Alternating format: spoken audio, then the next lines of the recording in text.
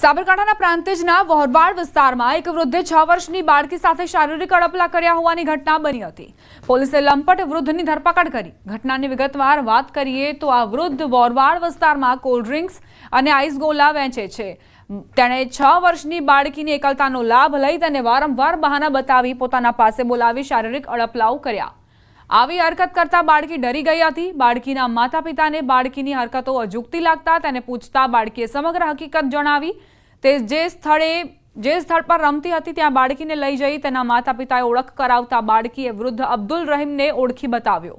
હાલ વૃદ્ધની ધરપકડ કરાઈ છે। આગળની કાર્યવાહી કરાઈ છે। જિલ્લાના પ્રાંતિજ પોલીસ સ્ટેશન વિસ્તારમાં આજથી 10 દિવસ અગાઉ સગીર વયની બાળકીની છેડતી કરવા અને જાતીય સતામણી અંગેનો બનાવ બનવા પામેલ। એ બનાવ સંદર્ભે ફરિયાદ બાળકીના માતા પિતા તરફથી આપવામાં આવતા જે પોલીસ દ્વારા નોંધવામાં આવેલ છે અને આના ગુનાના કામે આરોપીને અટક કરી કાયદેસર કાર્યવાહી કરી કોર્ટ હવાલે કરવામાં આવેલ છે। સુરતમાં નકલી વિઝા ફેક્ટરીનો પર્દાફાશ। યુકે, કેનેડા સહિત ઘણા દેશોના નકલી વિઝા મળ્યા। અડાજણમાંથી પ્રતીક શાહ નામના ઠગની પોલીસે ધરપકડ કરી। નકલી વિઝા બનાવતા પ્રતીક શાહની ધરપકડ કરાઈ। પોલીસે 5 નકલી વિઝા સ્ટીકરો જપ્ત કર્યા।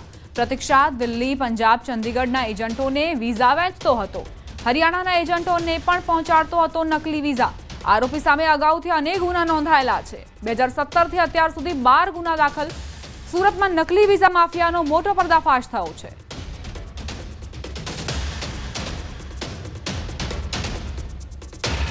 પણ વ્યક્તિને વિઝા જોઈતા હોય, કોઈ પણ દેશના જે દેશની અંદર ઝડપથી વિઝા ન મળતા હોય અને ખૂબ જ અઘરું પડતું હોય એવા દેશો, યુરોપિયન કન્ટ્રીઝના ખાસ કરીને દેશો છે, એના વિઝા લોકો ડુપ્લિકેટ બનાવીને આપતા હતા। ત્યારબાદ જ્યારે વ્યક્તિ ટ્રાવેલ કરે ત્યારબાદ તે જે તે દેશની અંદર જાય તો પકડાઈ જાય। એ રીતે એક તો ચીટિંગ કરતા હતા। હિંમતનગર અમદાવાદ હાઈવે પર અકસ્માતની ઘટના બની। 3 વાહનો વચ્ચે અકસ્માત, જેમાં 5 લોકો ઘાયલ થયા। મોપેડ, રિક્ષા અને કાર વચ્ચે આ અકસ્માત સર્જાયો, જેમાં રિક્ષા અને મોપેડનો કચ્ચર ઘાણ વળી ગયો। ઘાયલ પૈકી 2 લોકોની હાલત ગંભીર હોવાથી તેમને સારવાર આપવામાં આવી રહી છે। અકસ્માત સર્જાતા હાઈવે પર ભારે ટ્રાફિક જામ સર્જાયો। પોલીસ ઘટના સ્થળે પહોંચતા વાહન વ્યવહાર ફરી શરૂ કરાયો હતો। કાર, રિક્ષા અને મોપેડ વચ્ચે આ ભીષણ અકસ્માતની ઘટના બની। 3 વાહનોની ટક્કરથી 2 વ્યક્તિઓ ગંભીર રીતે ઇજાગ્રસ્ત થયા છે। 7મી વખત મધુર ડેરીના ચેરમેન બનતા શંકરસિંહ રાણાનો લલકાર।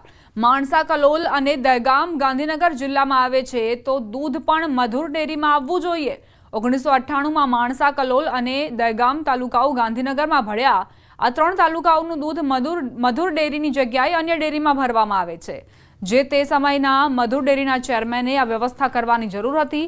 હવે દિલીપભાઈના સહયોગથી આ તાલુકાઓ મધુરમાં દૂધ ભરે તેવી વ્યવસ્થા અમે કરીશું। મધુર ડેરી દૂધ કલેક્શન માટે વ્યાપ વધારશે। મધુર ડેરી દૂધ કલેક્શન માટે માણસા, દહેગામ અને કલોલ તાલુકાનો સમાવેશ કરશે। કલોલ અને માણસા તાલુકો હાલ દૂધસાગરમાં દૂધ ભરાવે છે। દહેગામ તાલુકો હાલ ઉત્તમ ડેરી સાથે જોડાયેલો। ગાંધીનગર તાલુકાના ગામો જ હાલ મધુરમાં દૂધ ભરાવે છે।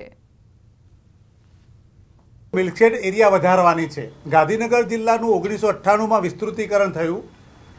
જિલ્લાના તાલુકાઓમાં દહેગામ, કલોલ અને માણસા ભળ્યું છે, ત્યારે મિલ્કશેડ એરિયા બદલાયો નથી। એ મુવમેન્ટ અમે નરેન્દ્રભાઈ મોદી સાહેબના વડપણ નીચે સાહેબના કહેવા મુજબ કામગીરી શરૂ કરી અને આવનારા દિવાળીના આજુબાજુના દિવસોમાં આપણે આ તાલુકાઓને આપણા ગાંધીનગર જિલ્લામાં ભેળવી અને દૂધ વધુ મળે, લોકલ દૂધ સારું મળે એ માટેના પ્રયત્નો અમે કરવાના છીએ મિત્રો।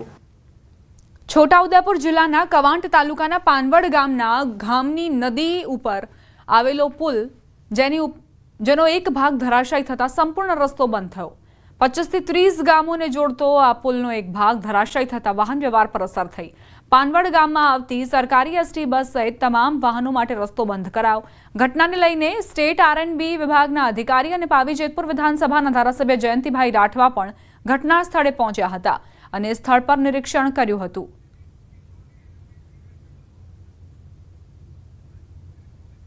ત્યારે રસ્તો બંધ કરી દેવામાં આવ્યો છે અને આ પુલ બંધ થવાથી 35 થી 40 ગામો જે એમપીના પણ અહીંયા અવરજવર થાય છે અને આ રસ્તા ઉપરથી જિલ્લામાં પણ જવાનું થાય છે, જેથી કરી આ પુલ વહેલી તકે તૈયાર થાય એવી સરકાર જોડે અમે માંગ કરીશું. ફરીથી અમે માર્ગ મકાન સ્ટેટ વિભાગના અધિકારીઓ શ્રી, માન્ય કલેક્ટર શ્રી, ડીડીઓ શ્રી બધા સાથે મળીને ફરીથી અમે રાજ્ય સરકારમાં દરખાસ્ત કરીને વહેલી તકે આ બ્રિજ મંજૂર થાય એવા પ્રયત્નો કરીશું. સતત અને અવિરત વરસાદના કારણે સાપુતારાની શાળામાં ટપકવા લાગ્યું પાણી. કરોડોના ખર્ચે પ્રાથમિક શાળાનું નવીન બાંધકામ કર્યું હોવા છતાં પાણી ટપકતા કામની ગુણવત્તા પર સવાલ ઉઠ્યા. ગિરિમથક સાપુતારામાં જિલ્લા પંચાયત શિક્ષણ વિભાગ હસ્તકની પ્રાથમિક શાળામાં હાલમાં જ નવું બિલ્ડિંગ તૈયાર કરાયું. અહીં ધોરણ 1 થી 8 સુધીના બાળકો અભ્યાસ કરવા આવે છે, પરંતુ ચોમાસા દરમિયાન શાળાના ઓરડામાં ટપકી રહેલા પાણીથી તેઓ હેરાન પરેશાન થયા છે. જે વર્ગખંડમાં બેસીને બાળકો અભ્યાસ કરી રહ્યા છે ત્યાં ધાબામાંથી પાણી ઉતરી રહ્યું છે. આ અંગે વાલીઓએ ફરિયાદ પણ કરી હતી. જોકે પંચાયતના જવાબદાર એન્જિનિયર પોતે આ બાબતે અજાણ હોવાનું જણાવ્યું હતું. આ બાબતે જિલ્લા વિકાસ અધિકારીએ જિલ્લા શિક્ષણ અધિકારીને તપાસના આદેશ આપ્યા છે. એ બિલ્ડિંગમાંથી પાણી ટપકે છે, ગળે છે અને સંભાવના એ ખરી બાળકોને તકલીફ કે હરતા પડતા શિક્ષણ લેતા એ લોકોને પડવાની સંભાવના ખરી ને ગળી પડે છે.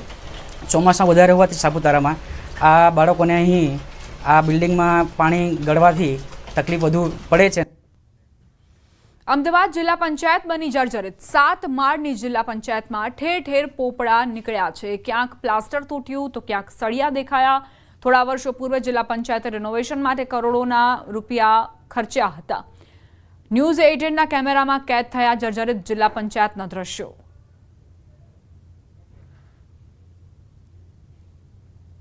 વરસાદી માહોલ હોય છે ત્યારે અમુક મકાનોમાં જવા માટે ચેતવું પડતું હોય છે, કારણ કે વરસાદના કારણે ભેજ લાગી જતો હોય છે, પોપડા પડતા હોય છે, આ પ્રકારની પરિસ્થિતિ જોવા મળતી હોય છે. પરંતુ અમદાવાદ જિલ્લા પંચાયતમાં પણ આ પ્રકારની પરિસ્થિતિનો સામનો જે છે તે કર્મચારીઓ હોય કે નાગરિકો જે છે તે કરી રહ્યા છે અને આ પ્રકારની સ્થિતિ અમદાવાદની અંદર પણ જોવા મળી રહી છે. અમદાવાદની આ જિલ્લા પંચાયત જે છે કે જેના તમામ ફ્લોર ઉપર ક્યાંક પ્લાસ્ટર તૂટી ગયું છે, તો ક્યાંક કોઈ રૂમની અંદરથી પાણી ટપકી રહ્યું છે, ક્યાંક પોપડા ખરતા હોય તે પ્રકારના દ્રશ્યો જે છે તે પણ જોવા મળે. એટલે કે અહીંથી નીકળો તો તમારે સાચવીને નીકળવું પડે, જાળવીને નીકળવું પડે તે પ્રકારની પરિસ્થિતિ છે. આ પ્રકારે સળિયા પણ બહાર નીકળી ચૂક્યા છે. અગાઉ થોડા વર્ષો પહેલાં આ જિલ્લા પંચાયતને સમારકામ માટેનો ખર્ચો જે છે તે પણ કરવામાં આવ્યો હતો અને તેને લઈને ક્યાંક નવું સ્ટ્રક્ચર જે છે તે ઊભું કરવામાં આવ્યું હતું. એટલે કે લોકો આ પરિસ્થિતિથી પરેશાનીનો સામનો કરી રહ્યા છે. કેમેરા હરીશ શર્મા સાથે ગૌતમ શ્રીમાળી, ન્યૂઝ 18 ગુજરાતી, અમદાવાદ. જિલ્લા પંચાયતમાં આવતા મુલાકાતીઓ પર તોડાતું જોખમ. અમારા સંવાદદાતા દ્વારા ડેપ્યુટી એક્ઝિક્યુટિવ એન્જિનિયર સાથે ફોન પર વાતચીત કરી સવાલ કરવામાં આવ્યા. મેં જોયું ને તો પહેલા માળેથી લઈને છેક 7મા માળ સુધી ક્યાંક સીડી તૂટલી છે, સળિયા દેખાય છે, આ પ્રકારની પરિસ્થિતિ છે સાહેબ.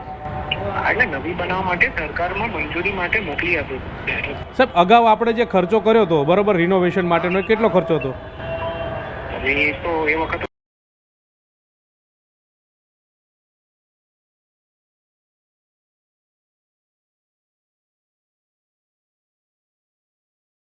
વિભાગ છે, પછી ઉપર ખેતીવાડી વિભાગવાળા કહે છે કે અમે આ જર્જરિત છે મુદ્દે અમે અરજી કરી છે, રજૂઆત કરી છે માર્ગ મકાન વિભાગે.